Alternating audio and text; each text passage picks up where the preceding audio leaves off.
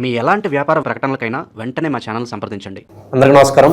ప్రస్తుతం మనతో పాటు ప్రముఖ ఆధ్యాత్మికవేత్త, జ్యోతిష్య వాస్తు పండితులు, లలితాదేవి ఉపాసకులు బ్రహ్మశ్రీ నానాజీ పట్నాయక్ గారు ఉన్నారు. గురుగారితో మాట్లాడదాం. నమస్కారం గురుగారు. శ్రీమాత్రే నమః. గురుగారు, నవంబర్ మాసం విశేషంగా మేషరాశి పరిస్థితి ఎలా ఉండబోతుంది? ఎలాంటి పరిస్థితులు ఎదురవుతాయి? ఈ మాసం ప్రత్యేకంగా ఎటువంటి జాగ్రత్తలు తీసుకోవాలి? ఈ నవంబర్ మాస ఫలితాలు చెప్తుంది నేనైనప్పటికీ కూడా చెప్పేసిన సాక్షాత్ లలిత అమ్మవారిగా భావిస్తూ, ముందుగా ఈ నవంబర్ మాసంలో అసలు గ్రహస్థితులు ఎలా ఉన్నాయి? ఇది మేషం వారికి చూసుకుంటే లగ్నాధిపతి అష్టమంలో ఉన్నాడు. ఈ నవంబర్ మాసం అంతా కూడా అష్టమంలో ఉంటూ 6వ అధిపతితో కలిసి ఉంటూ, ఈ 6వ అధిపతి కరెక్ట్గా 10వ తేదీకి వక్రిస్తాడు బుధుడు. కాబట్టి ఎప్పుడైనా అష్టమంలో ఉన్నప్పుడు ఏమిటి అంటే, ఇక్కడ రీసెర్చ్ ఓరియంటెడ్ ఏదైనా రీసెర్చ్ చేయడానికి చాలా బాగుంటుంది. లగ్నాధిపతి అష్టమంలో ఉండడం, అది కూడా కుజుడవడం వల్ల తాతగారి ఆస్తికి సంబంధించిన విషయంలో చిన్న చిన్న వివాదాలు జరిగి రావడం ఇలాంటివి ఇస్తాడు అక్కడ. అలాగే ఈ ధనాధిపతి వీళ్ళకి ప్రస్తుతం అంటే నవంబర్ 2 వరకు కూడా నీచంలో ఉంటాడు. 2వ తేదీ నుంచి మనకి ఓన్ హౌస్లోకి వెళ్తాడు. అక్కడ రవికి ఇక్కడ ఏంటంటే 5వ అధిపతి సప్తమంలో ఉన్నాడు. ఈ 5వ అధిపతి సప్తమంలో ఉన్నందుకు ఏంటంటే, ఫస్ట్ ఆఫ్ ఆల్ వీళ్ళకి ఎప్పుడైతే మనకి అక్టోబర్ మిడిల్లో వచ్చేసి ఉన్నాడు అక్కడ ఆల్రెడీ. సో నవంబర్ 17 వరకు అక్కడే ఉంటాడు రవి. రవిన్నందుకు కొంచెం ఇష్టపడిన వారిని వివాహం చేసుకునే అంశంలో పడుతున్నటువంటి ఏవైతే డిస్టర్బెన్సెస్ ఉంటాయో అవి కాస్త క్లియర్ అవ్వడానికి నవంబర్ 2 నుంచి కొంతవరకు సహకరిస్తాడు. ఎందుకు అంటే అక్కడ రవి నీచభంగ రాజయోగాన్ని పొందుతున్నందుకు. అలాగే ఎప్పుడైనా సరే సెకండ్ లార్డ్ అంటే ధనానికి అధిపతి సప్తమంలోకి వెళ్ళినప్పుడు వీళ్ళకి మరింత ఫైనాన్షియల్ గ్రోత్ రావాలి, కెరీర్లో గ్రోత్ రావాలంటే ఉన్న ప్రదేశం నుంచి మారాలి. ఇప్పుడు కూడా సహజంగా విదేశీ యోగాలు, విదేశీ ధన యోగాలు అంటారు చూసారా. ఈ మేషం వారికి కరెక్ట్గా ఈ 2వ తేదీ నుంచి ఎప్పుడైతే శుక్రుడు సప్తమంలోకి వెళ్తాడో, సప్తమ స్థానం కూడా విదేశీ యానంగా చెప్తూ ఉంటుంది శాస్త్రం. కాబట్టి అక్కడి నుంచి వీళ్ళకి బయటికి వెళ్ళడానికి అనుకూలత ఉంటుంది. అయితే వీళ్ళు 1వ తేదీ నుంచి 10వ తేదీ వరకు మాత్రం కమ్యూనికేషన్ చేసే విషయంలో, ఎవరితోనైనా మాట్లాడుకునేటప్పుడు కానీ, ఎవరికైనా అప్పులు ఇచ్చి అప్పులు తీసుకునే విషయంలో కానీ చాలా కేర్గా ఉండాలి. ఎందుకంటే ఇక్కడ 3, 6 అధిపతి అయినటువంటి బుధుడు శత్రువైనటువంటి కుజుడితో కలిసి ఉంటున్నాడు. ఎప్పుడైనా శత్రువైన కుజుడితో కలిసినప్పుడు ఏమవుతుందంటే, ఒక్కోసారి మనం తొందరపడేదో అప్పు తీసుకోవడమో, తొందరపడే వరకు అప్పు ఇవ్వడమో, అంటే కొంచెం అగ్రెసివ్ ప్లానెట్ కదండి, ఫాస్ట్ డెసిషన్స్ తీసుకుంటాం. ఇక్కడ ఇది కొంచెం ఆ యొక్క ప్రభావం చూపిస్తుంది. అయితే ఈ మొత్తం నెలలో కూడా 1, 2 తేదీలు ఏదైనా ల్యాండ్స్ తీసుకునేటప్పుడు ముఖ్యంగా జాగ్రత్తగా ఉండాలి. లేకపోతే మనకి తక్కువగా వస్తుంది, లక్కీగా వస్తుంది. ఎందుకంటే ఈ చంద్రుడు రాహు కలిసి ఉంటున్నారు 1, 2 తేదీలు ఒకటి. అలాగే 29, 30వ తేదీలు కూడా చంద్రరాహులు కలిసి ఉంటున్నారు. ఇప్పుడు 1, 2, 29, 30 ఈ నవంబర్ మాసంలో ఏదైనా ప్రాపర్టీస్ తీసుకునేటప్పుడు, ఏదైనా ఎడ్యుకేషన్ రిలేటెడ్ సంబంధించినవి, ఏదైనా ఆన్లైన్లో కోర్సెస్ తీసుకునేటప్పుడు చాలా జాగ్రత్తగా ఉండాలి. ఇక 3, 4 తేదీలు ఇన్వెస్ట్మెంట్స్ చేసేటప్పుడు జాగ్రత్తగా ఉండాలి ఈ యొక్క మేషం వారు. అలాగే కొంచెం సంతానం విషయంలోని, అది మొదటి సంతానమైనా 2వ సంతానం విషయంలో అయినా కొద్దిగా జాగ్రత్తగా ఉండాలి. ఎందుకంటే పంచమాధిపతి నీచమవుతున్నాడు సప్తమ స్థానంలో. అది కూడా ఎప్పటి వరకు 2వ తేదీ వరకు జాగ్రత్తగా ఉండాలి. అంటే అక్టోబర్ 15 నుంచి నవంబర్ 2 వరకు జాగ్రత్తగా ఉండాలి. నవంబర్ 2 నుంచి ఎప్పుడైతే శుక్రుడు వచ్చి కలుస్తాడో, ఇందాక మనం మొదట్లో చెప్పుకున్నట్టుగా ఈ ప్రేమ వ్యవహారాలు, ప్రేమ వివాహాలు, ఇటువంటి విషయాల్లో చాలా బాగుంటుంది. అయితే ఇక్కడ ఎప్పుడైతే పంచమంలో కేతు ఉన్నాడో, కొంచెం అంటే కొన్ని నిర్ణయాలు తీసుకునేటప్పుడు కొంచెం ఇష్టపడిన వారిని కట్ అవ్వడం కానివ్వండి, ఫ్రెండ్స్ మధ్యని చిన్న చిన్న మిస్అండర్స్టాండింగ్స్ రావడం కానివ్వండి, ఇటువంటివన్నీ కూడా వస్తూ ఉంటాయి. అది మెయిన్గా చూసుకోవాలి.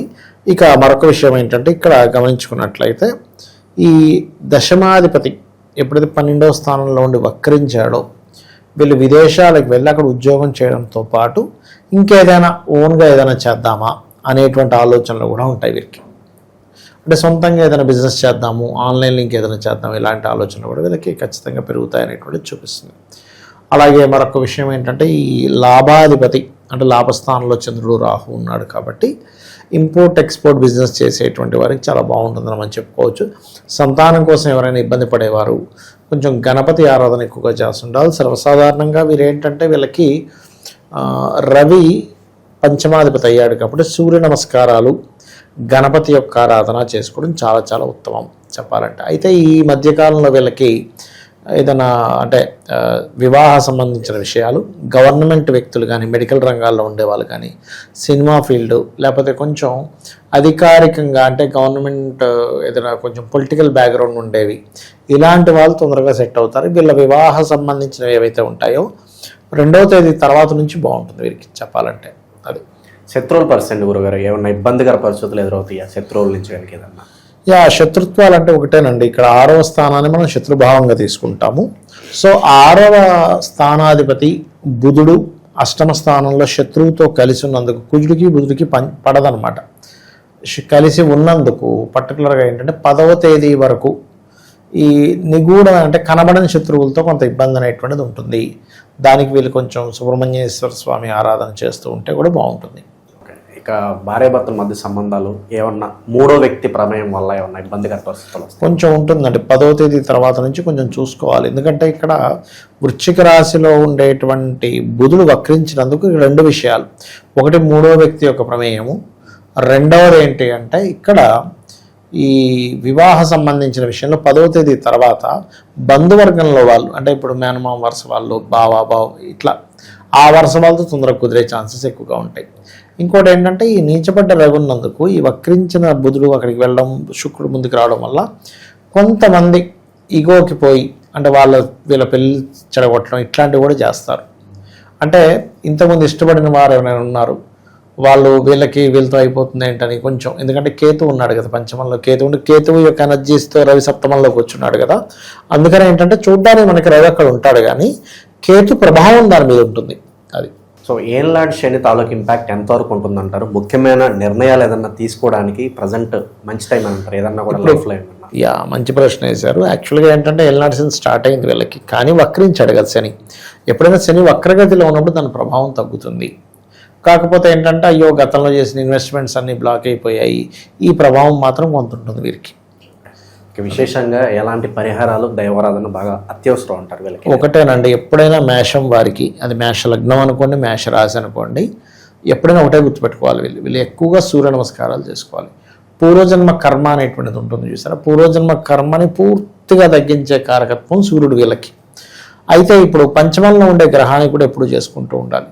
గణపతి ఆరాధన, గణపతి తర్పణాలు, గణపతి హోమము, సూర్యుడిని చూస్తూ గణపతిగా భావిస్తూ, ఎందుకంటే సూర్య భగవానుల్లో అందరూ ఉంటారని చెప్తూ ఉంటారు, అదొకటి చేస్తూ ఉండాలి. ఇంకోటి ఏంటంటే గోవులకి గోధుమ రవ్వ మరియు గ్రాసము ఈ 2 తినిపించినట్లయితే కూడా బాగుంటుంది. అయితే వీళ్ళు ఏదైనా వివాహ సంబంధించిన ప్రయత్నాలు చేయడానికి వెళ్ళేటప్పుడు కూడా ఒక్కసారి గణపతి ఆలయానికి వెళ్ళినట్లయితే ఖచ్చితంగా వీళ్ళకి ఏవైతే చిన్న చిన్న ఆటంకాలు ఉన్నాయో, అది పార్ట్నర్షిప్ అనుకోండి, వివాహ సంబంధించిన విషయాలు అనుకోండి, లేకపోతే ఏదైనా సామాజిక సంబంధించిన విషయాల్లో ఎలా ఉంటుందంటే సప్తమంలో రవి ఉన్నందుకు అది నీచమంగళాయోగంలో ఉన్నందుకు హైపు ఇస్తుంది, ఎట్ ద సేమ్ టైం కొంత ఇబ్బంది కూడా ఇస్తుంది. కొన్ని సంబంధాలు ఇంక సెట్ అవ్వవు అనుకున్నా కూడా సెట్ అయ్యేలా చేస్తుంది నీచమంగళాయోగం వల్ల. చాలా బాగా వివరించారు, ధన్యవాదాలు. శ్రీమాత్రే నమః.